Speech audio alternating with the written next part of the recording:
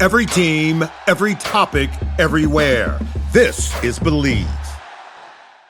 This is FunBelt Commissioner Keith Gill, and I listen to the FunBelt podcast.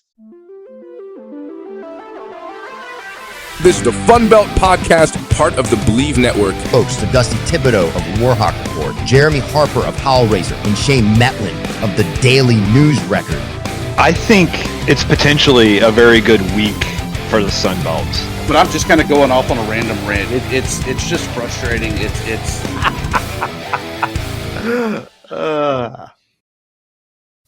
football's over with, guys. Yeah. And so now you have to, when you're on Bet Online, you have to make sure that you are filtering out the NFL, filtering out college football. It's all about college baseball, college basketball, and maybe even finding out who is going to be the top draft pick in the NFL draft coming up. The Sun Belt well represented finally in the combine.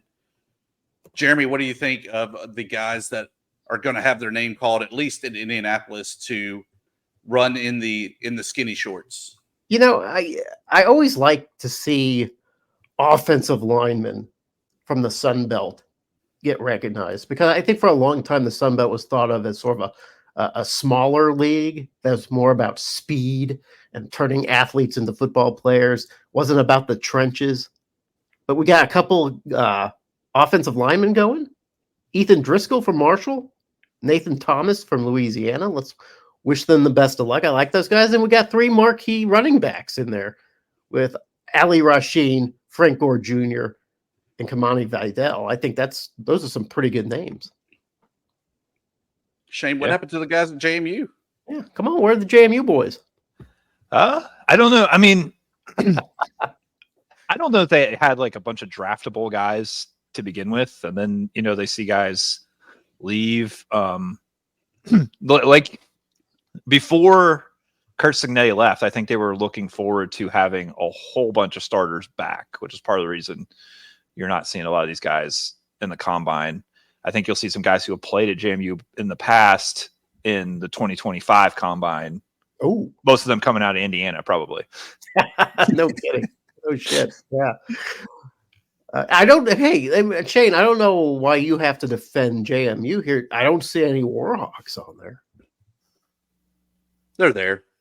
They just can't be seen. Squint a little bit harder, Jeremy. Are they the guys that are going to be changing out the plates on the dumbbells and arranging the cones and maybe throwing the football passes and handing out the towels? They're the guys that are the weights. It's no longer how much weight do you lift, it's how many Warhawks can you lift. Bet Online, which is my favorite betting platform, continues to be your number one source for all your basketball wagering needs, including pro and college hoops throughout the year. With up-to-the-minute odds, stats, and trends, you can follow your favorite team's path to the playoffs with in-game live betting, contests, and all the best player props.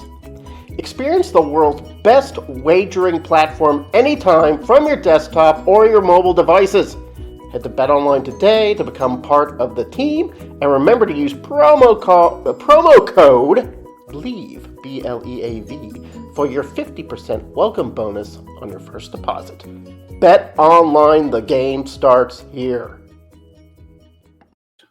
Do you guys watch the combine? Shane, do you watch the combine? Not really. I mean, I don't seek it out. It's one of those things that sometimes is on when you're out places, though, and you kind of end up, paying attention to whatever's happening. Whatever, like you said, large man in skinny shorts happens to be running at that time.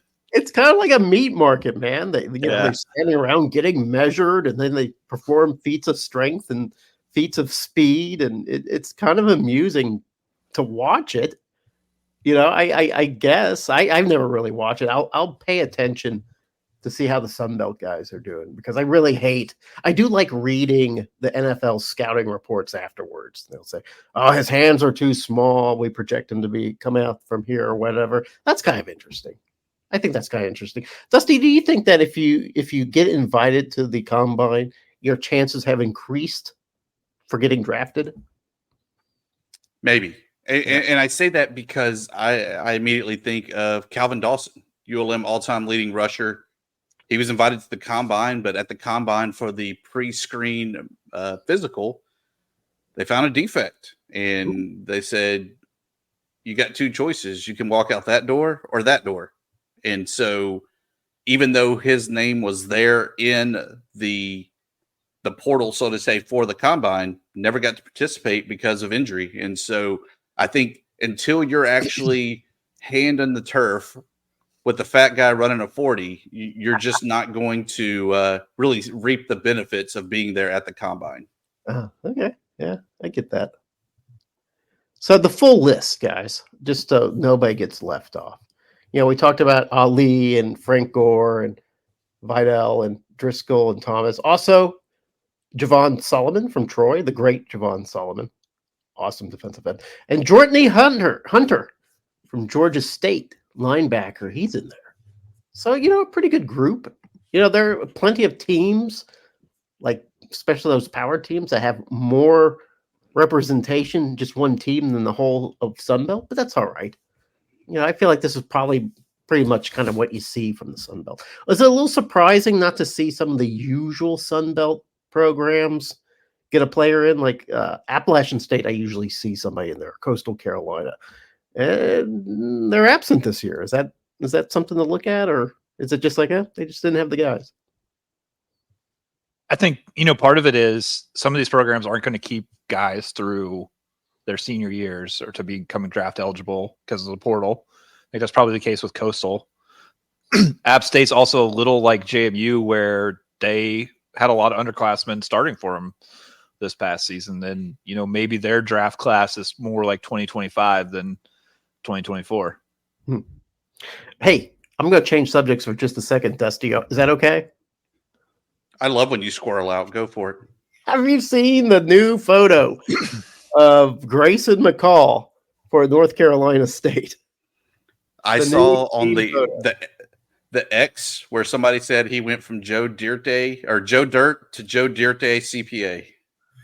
The mullet is gone. He looks like one of us. Just kind of, here to play some football. Like all the cool has been stripped away from him. He's no longer Coastal Carolina man, piss and teal. He's just corporate North Carolina State. Good for you. Raleigh's a much more of a yuppie type of town than Myrtle Beach. Okay. So I think he just likes to fit in wherever he goes. Okay, well, good. Well, I hope he fits in. Yeah, that's pretty good. So looking at that list of guys in the combine, who do you think is most likely? And you kind of hinted at it there, Jeremy. Who do you think is most likely to get drafted? And I might take kind of the cherry pick there. I think it's Frank Gore Jr. I think that he really showcased his time at Southern Miss, that he's the guy. He can be that every down back. I do worry a little bit about his height, but we've also seen in the past where small running backs are a commodity in the NFL, that everyone wants to have a piece and to have a good speedster like that on their team. Yeah, I feel like there's kind of a salad day going on or halcyon days for Sunbelt running backs in the NFL. I mean, there is a handful of them out there doing well, getting yards every year. So it's not unusual to have a skilled position guy like a Frank Gore or Sheen Ali or Kamani Vidal out there. But that being said, I feel like the most likely guy is probably somebody like Javon Solomon. I just feel like he's more of the NFL sort of high motor guy. I know defensive end is really hard to get onto NFL rosters because you have to have that combination of speed and size that's just so rare. But if I had to put my money on any guy, it'd probably be Solomon. I'm with Dusty on Gore. I just think, he's had the very impressive showing in the All-Star game. He, for so long, he seemed like he was all Southern Miss had offensively. Yeah. And, going to the NFL, it's getting more and more creative with how they, run their offenses. I think a guy with multi-tools, so to speak, is probably pretty valuable. And also just, he's got the name. And the NFL, I'm not saying this takes anything away from what he's done himself, but the NFL is pretty big on nepotism. We see, people are going to be like, hey, another Frank Gore, like we'll give this guy a shot. It's not nepotism; it's legacy. Legacy players coming in. Yeah, here's the thing I like about Frank Gore that I think that you're kind of convincing me it might be Frank Gore, is that he gets just so many yards after the hit. Like he never goes down at the first lick. He's the one laying out the licks. He's one of the hardest guys I've ever seen to bring down. And I think that's something that'll probably play pretty well in the NFL. We're about a month out from Pensacola, where we will crown a champion in men's and women's basketball. Looking at the standings, Marshall continues to dominate the women's side, 11-1 overall in conference. Yes, they got dinged coming out the gates the second half with that loss, but they rebounded. They were able to get another win, moving to 17-6 overall. James Madison and Troy clinging to a tie for second place at 9-3. James Madison, always the team to beat, it seems like, down the stretch in the women's basketball. Shane, is this a year that maybe they slip a little bit and they're only the third place team? Yeah, maybe a little bit. And, they claim a regular season title last year, but they shared it with 3 other teams. So it's not like, they were very, very close. They could have easily been the 4 seed in the tournament last year. So it's just been that balanced in women's basketball. And it's, again, that's going to be a really interesting race for who gets those top 4 double buys, because right now there's 5 teams right there, and really 6, 7, 8 that aren't that far out. And you can't afford to have a bad weekend at this point if you're any of those teams other than Marshall. James Madison, do they still have their big Russians? Well, one big Russian.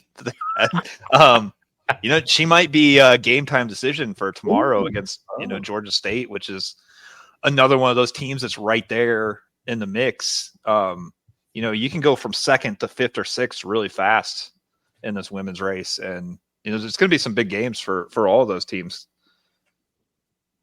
On the men's side, Appalachian State, they're getting caught. Troy now sitting at 10-2, same record as App State. App State's still impressive, 20-5 overall, but Troy on a 6-game winning streak, the current longest in the Sun Belt.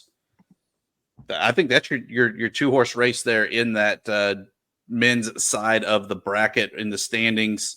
How do y'all see that shaking out there? Or do you feel that maybe there's somebody that can kind of sneak up on them? Are the Cajuns actually going to turn on the afterburners late in the season and improve from their 8-4? Or is it James Madison once again going back to that preseason or early season team that they had that beat Michigan State and went on that big run? Yeah, I got 2 thoughts on that. One, Troy, remember at our mid-conference season blowout a couple of weeks ago, we were talking about Troy, that they've had a good first half of the season, but surely they're about to kind of hit a wall because now the schedule's getting kind of tough, and Scott Cross is doing the best he can now, but he just won't have enough. They're still doing great. They don't seem to be stopping at all. So that shows what we know about Sunbelt basketball, Sunbelt entropy. It cannot be predicted. But it also seems to me, Shane and Dusty, that it's going to be anybody's tournament for a lot of teams. It's going to be like, who's going to be hot? Who's going to come in with that winning streak? Who's going to come in the most healthy? Who's going to come in not completely exhausted? Dusty and I were talking off camera a little earlier about how ULM women right now just completely exhausted. And this is the time of year when for basketball programs where if you are conditioned, if you put the work in the off season, this is the time when it's really gonna show. Shane, do you agree that this? I mean, I know we see the Mountaineers and Troy on top. It seems like there are plenty of other teams out there that can have a streaky moment. Yeah, I mean, I think it's going to come down a lot to, like we're talking about with the women, though, who gets those 4 double buys, because it's a lot harder to win 4 or 5 games than it is to win 3. And it looks pretty set, especially the top 3. And you mentioned Louisiana also kind of right there. I think it's quite possible JMU could win out. They're going to be favored in the rest of their games. And then that doesn't give Troy or App much room for error as far as like holding them off. But one of the more interesting things about where the standings sit right now for me is if it ended today, Troy would be the number 1 seed because they got that tiebreaker against App. They don't play JMU. We've been talking about, App and JMU are kind of above the rest as far as net rankings and everything else goes. And JMU is really the only one that if things broke perfectly for them, they might sort of have an at-large possibility. That's a long shot, but it's there. Their net is still like on the cusp. So that the fact that Troy would be the number 1 seed right now is pretty interesting. Because in theory, you could get the 2 highest rated net teams playing in the semifinals if you're talking about somebody other than App or JMU winning the conference tournament and possibly sneaking in with a second team. JMU getting a victory over App in the semifinals and losing to Troy in the finals might be the only possible way to get a second team in the tournament. And right now, that's the way the standings kind of line up. Shane, that has been a goal of the Commissioner Gill, and for the Sun Belt at large to get 2 programs in. I don't think it's going to happen this year. I feel like it's pretty slim, even though JMU has that. I feel like JMU needs to get net 45 to have a shot at that. And if they went on a winning streak from now until the conference finals, they might be right around that area. They'll have 29, 30 wins. They're going to be in the conversation. I don't know they're a lock even in that situation, but that's about the only way to really get into the conversation as far as like being a bubble team and maybe sneaking in. By the way, I got to see JMU in Jonesboro. I guess it was last week, and you guys looked really good. It was the first. I think Arkansas State shot 18% the first half, and then 58% the second half to make it a game at the end there. But JMU seems like the real deal. Yeah, they were pretty happy with the defense there. Mark Byington had great things to say about your Red Wolves. Oh, that's awesome. Nice. He was proud of being able to get a road win there because he doesn't think it's easy. And well, we had a pretty good crowd. So I just wanted to backtrack a little bit, Thibs, and to women's basketball. I want to put out a shout out to A-State's Izzy Higginbottom. She has been named a semifinalist for the 2024 Becky Hammond Mid-Major Player of the Year Award. A total of 10 players are recognized as semifinalists, and Higginbottom is one of those 10. So congratulations. I think she's top 6 right now in scoring in the nation, which is really cool for Arkansas State basketball, which has not had its best years of late, but it's been pretty okay this year. So really looking forward to seeing if she can pull out that trophy. So we know football is obviously the big driver when it comes to financials in college athletics. Yes, that's true.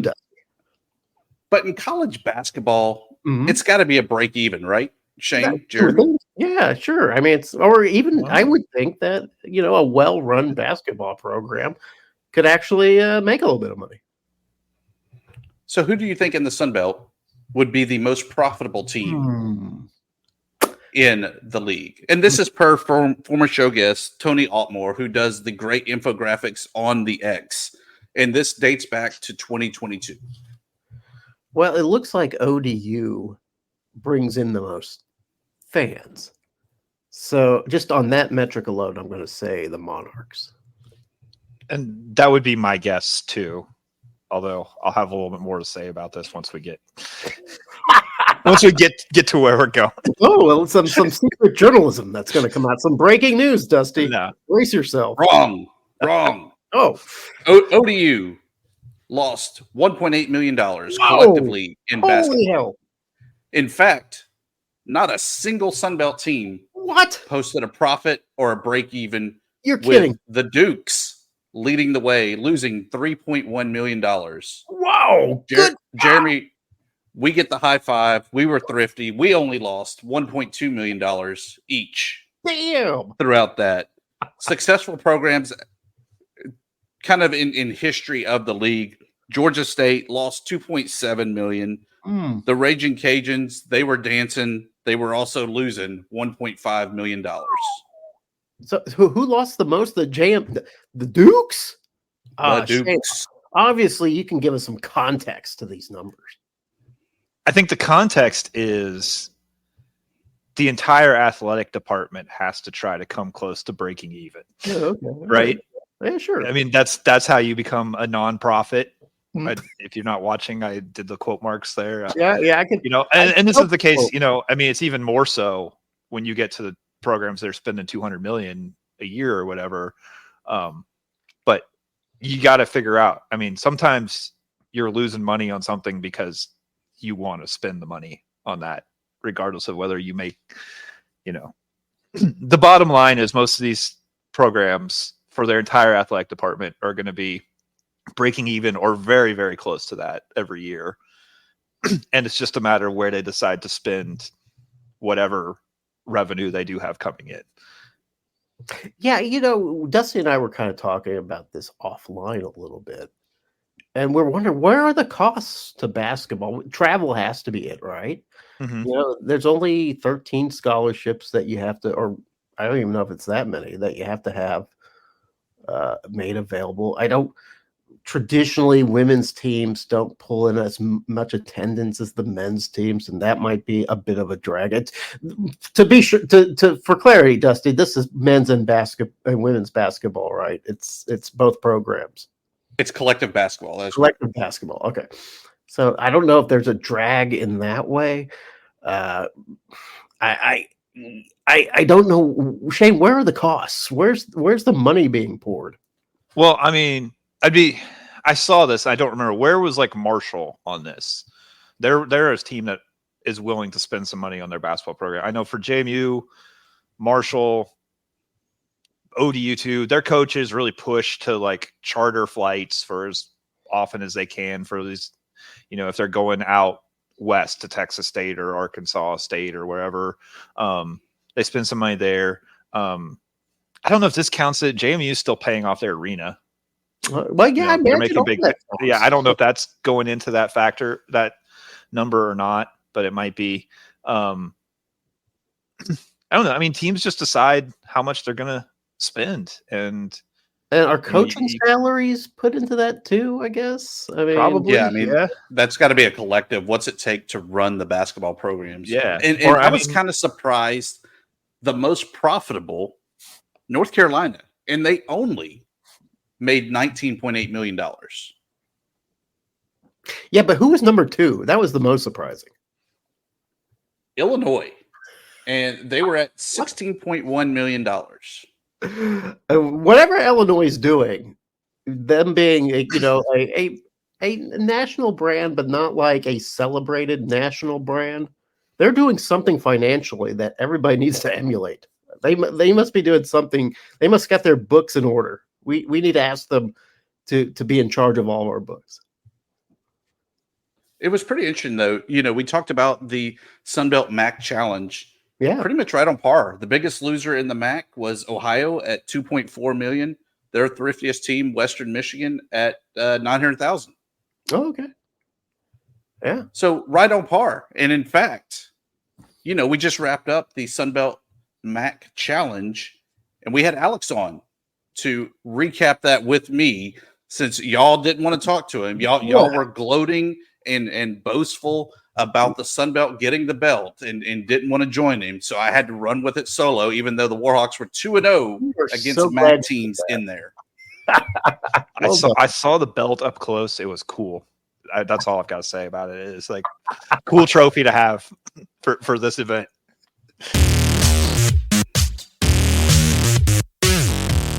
This past weekend, the inaugural Sunbelt MAC Challenge wrapped up. The Sunbelt gets the belt, of course, winning both rounds of that challenge on the men's and women's side. We got to gloat to somebody. So we bring in the guys from the MAC podcast, Alex Shear. Welcome in, Alex. But how about that Sunbelt basketball? I'll tell you what, I was very impressed. Obviously, I think the Sun Belt is an incredibly competitive league. I think honestly worthy of multiple bids to the NCAA tournament, and I've thought this for a while. I think there were times where the MAC has always confused me. Right? You talk about winning this against the Mid American Conference. Toledo beat Louisiana back in November, and then turn around and lose to Appalachian State in double overtime this past weekend. Appalachian State lost to NIU, who subsequently turns around and gets beat by South Alabama. Like, it's just, these matchups were so competitive. But there were so many mismatches too. I think the Toledo Appalachian State game this past weekend was the best of the bunch. I think that was just a real gritty right down to the end. Heck of a finish to App State for clawing back and taking it to overtime, and then obviously winning.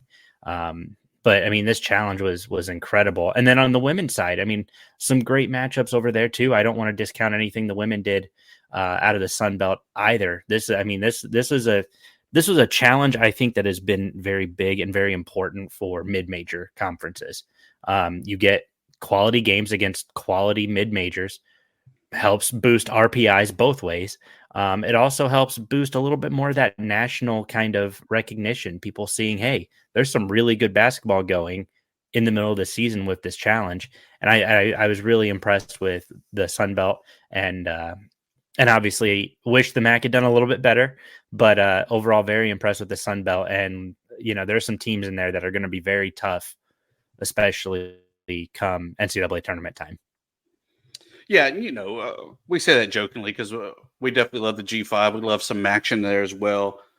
I was a little surprised that the women were very spot on. In the second round here this past weekend, 6-6 record. So really kind of the draw in the second round, that early round back in November, December was really what was the difference in that, where the women went 10-2. The men, though, to me, you talk about that App State Toledo game of the year in my book, but each team had 6 players in double-digit scoring. It was just a true fight to the end. If that didn't get you excited for some upcoming trips to conference tournaments, NIT, NCAA, C-level tournaments, and everything in between, nothing's going to get you excited. Well, and I think to that point, you talk about that being the game of the year. I would definitely agree with you, both in conference, out of conference, whatever it may be.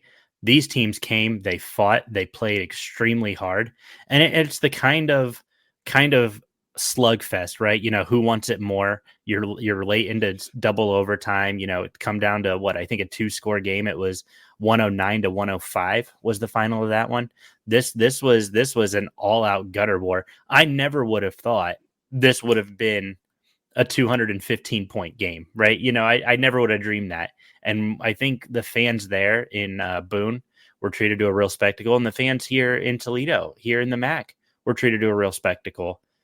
Just watching it from afar, and an incredible game, incredible environment, right down to the wire. That's exactly what you want college basketball to be. Was there anybody in the MAC that maybe stood out to you, or that was maybe a little bit of a disappointment? I think I can kind of lead with Toledo. Just that second half, they looked real sharp, and then they allowed App State to kind of claw back into it, and then obviously win it in double overtime. But when you look at the MAC as a whole, I was really impressed with Kent State in the first round of this, less so in the second round with that 10-point loss to Troy. I was pleasantly surprised with Buffalo over Georgia Southern. Buffalo has been, I'll just say it, terrible this year. Absolutely terrible. So for them to have a huge grinded out win against Georgia Southern, who, and I know Georgia Southern, they're 5-20 on the year, so I don't want to overhype them, but Buffalo, they've been 3-20 this year. That was their third win on the year. This is a Buffalo team who's really trying to refigure it out, trying to understand where they're going, what direction they're going. They're out of contention for the conference. I mean, they're not a good program this year. So I was very happy for them to get that big confidence boost, especially in an out of conference game. Buffalo needed that. So I was very impressed with them. But honestly, CMU getting the win over Old Dominion, that was a close one as well. Ohio, I was disappointed in. I think probably if I had to say anybody, Akron, I knew what they were going up against with JMU. James Madison did a great job containing Tribble and Ali. I mean, just really shut down this Akron offense, specifically in the second half, because that was a really close one at halftime. And then they just punched him in the mouth in the second half. And I don't know. I mean, Akron still, I think, is my favorite to win the Mid-American Conference. But I think any team that wants to beat them the rest of the way, go watch this James Madison tape, because that is the recipe to beat the Akron Zips with players of a similar skill set. Of course, you're going to see the Houstons of the world beat the Akrons of the world. You're going to see the North Carolinas beat the Akrons. But now you got to see teams with comparable skill levels go head to head. If you're trying to knock off Akron, watch that footage. Yeah, I think to me, out of the Sun Belt, the two teams that really left me impressed, maybe it's a homer pick, but they did go 2-0 in the Sun Belt MAC. ULM, they've had their struggles, their peaks and valleys, but able to get that quality win on the road when they played Miami of Ohio the first time around, and then getting Eastern Michigan for a CBI rematch this time around.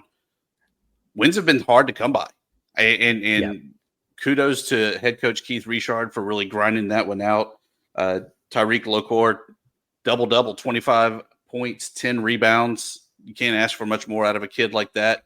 And then staying in, they're the in-state rival, but we all hold hands and sing Kumbaya during Sun Belt Conference action. Louisiana Lafayette, the Raging Cajuns able to get it done. One of my favorite players, Hosanna Continge, I think is how you say it. The big guy in the middle, double-double as well, 16 points, 10 rebounds. Those were the two teams to me that really stood out. Yes, I really liked that App State team. We knew App State was good going into it. So on the surface, there was no real surprise there. But for the MAC, my favorite player now, Ali. How could you not cheer for a guy like that? Right. No, he's an incredible playmaker. He's a guy who he plays with a lot of speed, a lot of aggression. But in that same breath, he also plays with a lot of patience. He waits for the plays to develop. He understands what he has to do, what his role is in that Akron offense and in that Akron defense. And I think he did a great job for most of that game. You talked about the Eastern Michigan game. I wanted to point out, hats off to UL Monroe, of course. I did not realize how good they were at home. They're 7-5 at home this year. I know they're 9-14, 9-15 overall, but 7-5 at home. That tells you they're a little bit tougher to beat at home than anywhere else. So I wanted to give them hats off as well. Eastern Michigan, I know there are a lot of fans right now very unhappy with that coaching staff, and the grumblings of making a coaching change have started. But no, hats off to UL Monroe for sure. Tyson Acuff, he balled out for Eastern, really put up some good points. He had 29 points. I think he's kind of that new leader that Eastern Michigan has been needing, because he's one of those guys again he's patient. He waits for things to develop, but he knows sometimes I've got to put this game on my shoulders and let's take this to the next level. And that was a great battle all the way through. There was ULM, sorry, not UML. ULM took that lead right into halftime, but Eastern Michigan didn't give up, and that's really a lot more of the fight I've seen out of them than I've seen more fight than I've seen all year. So I wanted to give props to UL Monroe, but I also want to give my flowers to Eastern Michigan for really, really putting up a fight, especially down the stretch. On the women's side, I can't lie. I walked away impressed with Ball State, able to go to host James Madison and beat really a solid premier team in the Sun Belt handedly. 22 points off turnovers. They were able to get it done on the defensive side and then convert that to buckets on the other end. Staying in the Sun Belt, though, Arkansas State 53% from the floor, led, of course, by Izzy Higginbotham with 25 points. She is a machine. Mm-hmm. Yeah, you talk about that Ball State team. Anybody who has paid any attention to the MAC this year, you know how special this Ball State team is. I mean, they've got 3 losses on the year. This is going to be a team who I think will probably win the MAC tournament, and right now they're my scheduled favorite. Just kind of looking at everything top to bottom, they dismantled Toledo at home earlier this year. Allie Becky is currently my favorite to win MAC Player of the Year on the women's side. Just watching what she does, she comes out, she plays with so much heart. You've got Marie Kiefer, who had a great game against JMU. She had 19 points. She was 6 of 9 on her field goals and 6 of 7 from the free throw line. This was a team who really, really showed up. Ball State is an incredibly defensive team. They know what it's like to get into scrappy games. They've lost several scrappy games over their history that they maybe shouldn't have lost.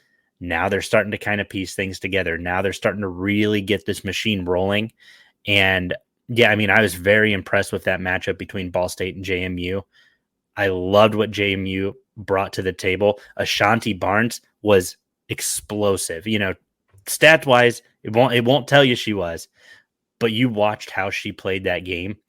Ball State had to contain her, which is why her numbers were so low. But they knew if they let her get open, it was game over. So hats off to her. She was phenomenal. And you talk kind of going down this list. I was personally very happy with the Toledo win. That was a nice kind of I don't want to say a rebound win for the Rockets. But that was a nice win over your UL Monroe team. The Rockets needed that one at home. My girl Sammy McConowitz, of course, balled out with 13 points. She has just been a wrecking ball. I was very impressed with Troy in that Bowling Green game. Troy stood out to me big time. They came into the Stroh Center down there in Bowling Green, and they punched the Falcons in the mouth. And I know Bowling Green has had their ups and downs this year. Bowling Green, for all intents and purposes, is a really good Mid-American basketball team who watched half of their team transfer to Michigan State when Coach Freilich left. So they are in a very much rebuild, but it almost feels like they're just reloading because they are still a very talented basketball team. Yeah, if they're able to go head-to-head with Chanda down at Troy, they have things right. But look, Alex, it was so much fun this year. We get to do it again next year. What are some things that you want to see maybe different? Do we do this on a neutral court to kind of spice it up a little bit more and bang it out over a 4-day span? Or do we kind of keep this format, but maybe the teams that don't participate from the Sun Belt just schedule those non-conference games against MAC teams anyway? So I love that idea. I think that there is, I think you obviously want to try to get everybody involved if you can, right? This is, the Sun Belt has 14 teams. Is that correct? Yep. And the MAC is sitting there at 12. I think, if you can try to get everybody involved, great. But I think you got to take the top 12 from the previous year and match them up against the 12 from the MAC. That being said, I love the idea of banging this out over a 4-day period, a 3 or 4 day weekend, and just saying, hey, we're going to play a game on Friday. Then we're going to turn around, play a game on Sunday. The other side, it's going to be a game on Saturday and then a game on Monday. I love the idea of making it like a mini tournament at a neutral site or neutral couple sites, right? I think having that opportunity to do that and to do that consistently. And I think you could host it at, I don't want to say like anywhere in particular, but like, I think you could host it in a very neutral area, somewhere in Southeast MAC country, Southwest MAC country, No, Southeast. I'm sorry. I'm really bad at geography. Southeast MAC country or Northwest Sunbelt country, just to kind of find some neutral places. There are plenty of basketball arenas, teams that are not going to be playing that weekend at home. I think you could very easily find a way to do it at several neutral sites and make it a lot more interesting, and just say, hey, the fans have to come here. You gotta make this a spectacle, make it a kind of a neutral environment. I think that would be really cool. It's like a bowl season all over again. I love it. I would love the equivalent of basketball bowl season. I mean, we get that, right? With the NCAA tournament, and then the NIT, and then the CIT, and then the XYZ, and all the rest of these tournaments that they throw at us. But I love the idea of the neutral thing. Now, I was a big fan of the home and home. I think it was really cool that you got to play one at your place and then one at the visitor's place. But I think if you do that, you have to almost play the same team. I think, Toledo plays App State at home and then they play them on the road. Or Ball State, same thing. They play JMU at home and they play them on the road. I also wouldn't mind seeing the men's and the women's team take on the same opponent. I think that would be really interesting. Doing the good old doubleheader. I like it. Bringing back the days. So, Alex, tell us about your podcast and where people can get more information on the MAC. Yeah, man. I first off, thank you so much for having me on. I really appreciate the opportunity to come on, talk a little MACtion, even if it was did not result in the victories I was hoping for. I do appreciate the chance to talk about this great league and this conference. But yeah, you guys can find the MAC Sports Connection podcast anywhere podcasts can be found. We've got episodes on YouTube, Spotify, Apple Podcast, again, wherever you can find it. In terms of social media, you can look up the handle at the MSC Podcast on TikTok, Instagram, Facebook, Twitter X, and then, of course, YouTube at MSC Podcast. Going to be doing some really cool baseball and softball content this fall. Just trying to get more people interested and excited in those sports. Got some lacrosse scheduled. Going to do a field hockey mashup with Miami, Ohio, doing some content down there here in a couple weeks. So just a lot of really great things in the works, and appreciate any and all the love and support anybody's willing to throw out. Means a lot. And like I said, I appreciate you guys having me on tonight. There it is. Okay. We recap the MAC Sunbelt Challenge with the MAC podcast. Always great to have Alex on to talk about that. Looking forward to it again next year. And of course, we're going to cross paths more and more, especially bowl games in football. Another year of Sunbelt MAC challenges. I think there's even a little bit of baseball crossover. So good to see the G5 sticking together and keeping the money amongst us instead of giving it to the P5. Shane, now you're a professional journalist, right? Ostensibly, yeah. Yeah, of course. Well, how would you rate Dusty as an interviewer? Like, would you give him high marks? I would. Yeah, Dusty's good. Yeah. Yeah, he knows how to drill deep. He doesn't flinch at the tough questions. He goes right in there. It's always great to have those awkward conversations. I mean, God knows what we've talked about, Jeremy. Yeah, weren't we talking about anal beads earlier? Oh wait, was that off camera? I can't remember. And on that note, yeah, our Bet Online on the Believe Network. Yes, it was great being on the Believe Network. But Yeah, our Bet Online fun. plugs, promos, and parting shots. Shane, please save us on this. I was going to say I've got a plug, but that doesn't. Of course you do. DNR Online /sports. That you can read all about JMU and the Sun Belt. My parting shot there, Jeremy. Okay. It's softball season. And of course, two great programs met in Louisiana Lafayette this past weekend as the Cal Bears invaded Lafayette, Louisiana to take on the Raging Cajuns. Oh, that sounds like a good match. On Saturday, though, Mm-hmm. national anthem. Yeah. Everyone's standing at attention except for a handful of the Cal Bear players that decided to take a knee. Okay. Cajun fan, not happy, screaming, yelling, Oh my goodness. wokeness, stand up, all kind of other things. That was the precursor to the great game where when the weather started happening, the game was not delayed. It was wet. Wild pitch for the Cal pitcher that resulted in the Cajuns being able to score a couple of runs and match the game. The catcher didn't like it, threw her helmet. Assistant coach, which assistant coaches cannot come off the bench this year in softball, tells the ump exactly where he can go in his face. She's gone to pushing and shoving, pure anarchy.